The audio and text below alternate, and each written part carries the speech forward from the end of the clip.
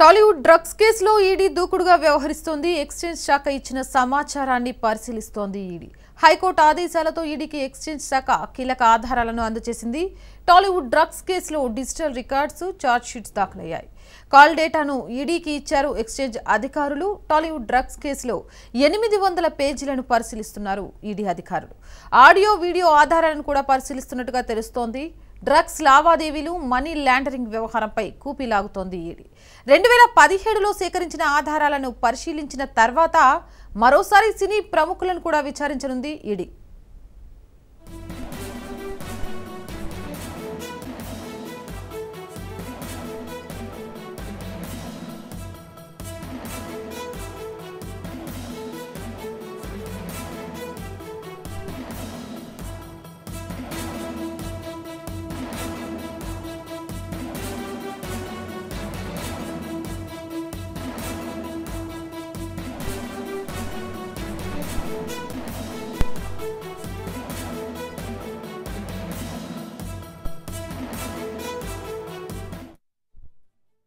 Drugs కేసులో ED దూకుడుగా వ్యవహరిస్తోంది. Excise శాఖ ఇచ్చిన సమాచారాన్ని పరిశీలిస్తుంది ఈడీ.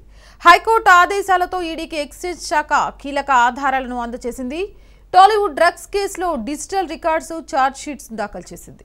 కాల్ డేటాను ఈడీకి సమర్పించారు అధికారులు. టాలీవుడ్ డ్రగ్స్ కేసులో 800 పేజీలను పరిశీలిస్తున్నారు ఈడీ. ఆడియో, వీడియో ఆధారాలను పరిశీలిస్తున్నట్టుగా తెలుస్తోంది. డ్రగ్స్ లావాదేవీలు, మనీ లాండరింగ్ వ్యవహారంపై కూపీలాగుతోంది ప్రస్తుతం ఈడీ. 2017లో సేకరించిన ఆధారాలను పరిశీలించిన తర్వాత మరోసారి సినీ ప్రముఖులను విచారించనుంది ఈడీ.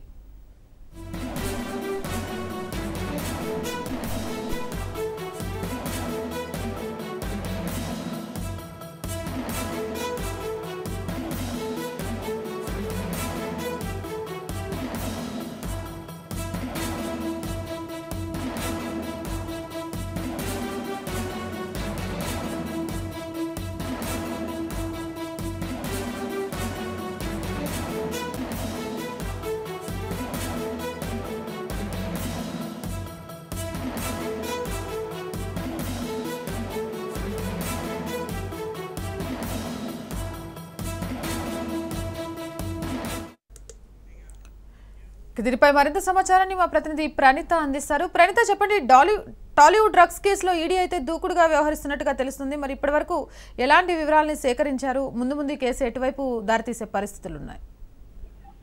ప్రస్తుతం టాలీవుడ్ డ్రగ్స్ కేసుకు సంబంధించి ఈడీ మరొకసారి ఈ కేసును పునఃపరిశీలించనుంది. ఎందుకంటే ఇప్పటికే ఎక్సైజ్ నుండి అందాల్సినటువంటి ఎలక్ట్రానిక్ ఎవిడెన్స్ అన్ని కూడా ఈడీ చేతికి వచ్చాయి. కాబట్టి తదుపరి ఈ కేసులో ఎటువంటి ఇన్వెస్టిగేషన్ చేయాలనేటువంటి కూడా కీలకంగా మారింది. ఎందుకంటే ఇప్పటికే అటు ఈడీ కూడా మొదటి ఫేజ్ ఇన్వెస్టిగేషన్ అంతా ఇప్పటికే కంప్లీట్ చేసేసింది. గత ఏడాది సెప్టెంబర్ లోనే టాలీవుడ్ ప్రముఖులందరినీ కూడా విచారణకి పిలిపించి వాళ్ళందరినీ గంటల పాటు కూడా ఈడీ విచారించినటువంటి విషయం తెలిసిందే. అయితే తాజాగా ఇప్పుడు ఎక్సైజ్ అధికారుల నుండి ఎలక్ట్రానిక్ ఎవిడెన్స్ కూడా వచ్చింది. కాబట్టి తదుపరి ఈ కేసులో ఎట్లా ఇది ముందుకు వెళ్ళబోతున్నటువంటిది కూడా కీలకంగా మారింది. ప్రస్తుతం ఇప్పటి వరకు ఈడీకి వచ్చినటువంటి ఆధారాల కేంద్రంగా చూసుకున్నట్లయితే మొత్తం అటు 2017లో ఎప్పుడైతే ఎక్సైజ్ శాఖ నమోదు చేసినటువంటి కేసుకు సంబంధించినటువంటి ఆధారంగా అప్పుడు 2017లో నమోదు చేసినటువంటి ఎఫ్ఐఆర్లు కావచ్చు, అప్పుడు ఈ మొత్తం 13 మందికి సంబంధించినటువంటి స్టేట్మెంట్స్ కావచ్చు, వీరికి సంబంధించినటువంటి స్టేట్మెంట్స్ అన్ని రికార్డ్ చేసేటువంటి టైంలో కూడా మొత్తం వీడియోగ్రఫీ ద్వారా రికార్డింగ్ చేశారు. కాబట్టి ఆ వీడియోగ్రఫీకి సంబంధించినటువంటి ఎవిడెన్స్ని ఇవ్వాలని మొదటి నుండి కూడా ఈడీ కోరుతుంది. సో దీన్ని ఇచ్చేందుకు ఎక్సైజ్ శాఖ మొదట ఇంట్రెస్ట్ చూపలేదు. దీంతో కోర్టు చెప్తే కానీ ఎక్సైజ్ శాఖ ఈ ఎలక్ట్రానిక్ ఎవిడెన్స్లను ఇచ్చేందుకు ముందుకు రాలేదు. అయితే మళ్ళీ కంటెంప్ట్ ఆఫ్ ద కోర్టుకి ఎక్సైజ్ అధికారులపైన ఈడీ అధికారులు వెళ్ళడం, ఆ తర్వాత రాష్ట్ర సిఎస్తో పాటు ఎక్సైజ్ శాఖ కమిషనర్ని సైతం ప్రతివాదులుగా చేరుస్తూ contempt of the court petition ED దాఖలు చేసింది. అయితే ఎట్టకేలకు గత 2 days క్రితం కంటెంప్ట్ ఆఫ్ ద కోర్ట్ పిటిషన్కి ఎక్సైజ్ శాఖ నుండి ఒక ఎక్స్ప్లెనేషన్ని హైకోర్టులో వాళ్ళు దాఖలు చేశారు. ఒక మెమో రూపంలో దాఖలు చేసి మొత్తం ఇప్పటి వరకు కేసుకు సంబంధించి ఎన్ని ఎఫ్ఐఆర్లు నమోదు చేశారు, టాలీవుడ్ ప్రముఖులకు సంబంధించి ఎవరెవరి శాంపుల్స్ని వీళ్ళు ఎఫ్ఎస్ఎల్కి పంపించారు, ఎఫ్ఎస్ఎల్ నుండి వచ్చినటువంటి రిపోర్ట్ ఏంటైనటువంటి అన్ని విషయాలను కూడా ఇప్పుడు ఎక్సైజ్ అధికారులు ఈడీకి ఇచ్చారు. సో ఇవన్నిటిని బేస్ చేసుకొని మళ్ళీ టాలీవుడ్ ప్రముఖుల్ని ఎన్ఫోర్స్మెంట్ డైరెక్టరేట్ అధికారులు విచారణకు పిలుస్తారా లేదా అనేటువంటిది కూడా చూడాల్సింది. ఎందుకంటే గత విచారణలో సెప్టెంబర్ 2021లో మొత్తం 15 మంది టాలీవుడ్కి సంబంధించినటువంటి వారిని ఈడీ విచారణకు పిలిచినప్పుడు కేవలం వాళ్ళ బ్యాంక్ స్టేట్మెంట్స్ని మాత్రమే పరిశీలించింది. ఆ సమయంలో ఈడీ వద్ద ఎటువంటి ఎలక్ట్రానిక్ ఎవిడెన్స్ కూడా లేదు. 2017లో నమోదు చేసినటువంటి కేసుకు సంబంధించి కూడా ఎటువంటి వివరాలు అప్పుడు ఈడీ దగ్గర లేకుండే. కానీ ఇప్పుడు కోర్టు డైరెక్షన్తో ఎక్సైజ్ శాఖ తమ వద్ద ఉన్నటువంటి అన్నిటినీ కూడా ఇప్పుడు ఈడీకి ఇచ్చింది. కాబట్టి మళ్ళీ ఎన్ఫోర్స్మెంట్ డైరెక్టరేట్ అధికారులు ఈ టాలీవుడ్కి సంబంధించినటువంటి 15 మందికి కూడా మళ్ళీ నోటీసులు ఇచ్చి విచారణకు పిలుస్తారా? ఒకవేళ విచారణకి పిలిస్తే వీరికి సంబంధించి ఇందులో మనీ లాండరింగ్ ఆస్పెక్ట్ పైన ప్రధానంగా ఈడీ దృష్టి సారించనుంది.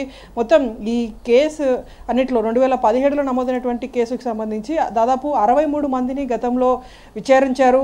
సుమారు 30 మందికి పైగా అరెస్ట్ చేశారు. ఈ 30 మంది కూడా డ్రగ్ సప్లయర్స్గా వాళ్ళు ఉన్నారు. ఆ డ్రగ్ సప్లయర్స్తో టాలీవుడ్ ప్రముఖులకి సంబంధాలు ఉండడం, ఆ డ్రగ్ సప్లయర్స్ లిస్ట్లో టాలీవుడ్ ప్రముఖులకు సంబంధించినటువంటి అందరి నంబర్స్ ఉండటంతో వీళ్ళందరికీ కూడా అప్పుడు నోటీసులు ఇచ్చి ఎక్సైజ్ శాఖ విచారించింది. కాబట్టి సో అప్పుడు ఎక్సైజ్ శాఖ ఆ అక్యూజ్డ్కి సంబంధించినటువంటి సెల్ ఫోన్ అన్నింటినీ కూడా సీజ్ చేసింది. ఆ సెల్ ఫోన్లను సైతం ఇవ్వండి అంటూ గతంలో అనేక సార్లు ఎక్సైజ్ శాఖను ఈడీ కోరినప్పటికీ ఎక్సైజ్ వాళ్ళు మాత్రం ఆ ఎలక్ట్రానిక్ ఎవిడెన్స్లను ఏవి కూడా ఇవ్వలేదు. సో ఇప్పుడు ఎట్టకేలకు ఈ ఎవిడెన్స్లన్నీ కూడా ఈడీ చేతికి వచ్చాయి. కాబట్టి వాటిని మళ్ళీ పరిశీలించి మళ్ళీ టాలీవుడ్ ప్రముఖులను వాళ్ళందరికీ కూడా నోటీసులు ఇచ్చి మళ్ళీ ఈ అంశాలన్నిటికీ సంబంధించినటువంటి ఇన్వెస్టిగేషన్ను గ్రౌండ్ లెవెల్ నుండి కూడా ఎన్ఫోర్స్మెంట్ అధికారులు స్టార్ట్ చేయనున్నారు. ఎట్టకేలకు ఈ డ్రగ్స్ కేసుకి ఈ ఈడీ సెకండ్ ఫేజ్ ఇన్వెస్టిగేషన్లు అయినా సరే ఫుల్ స్టాప్ పడుతుందో లేదో చూడాల్సింది. నవత. Thank you Praneetha.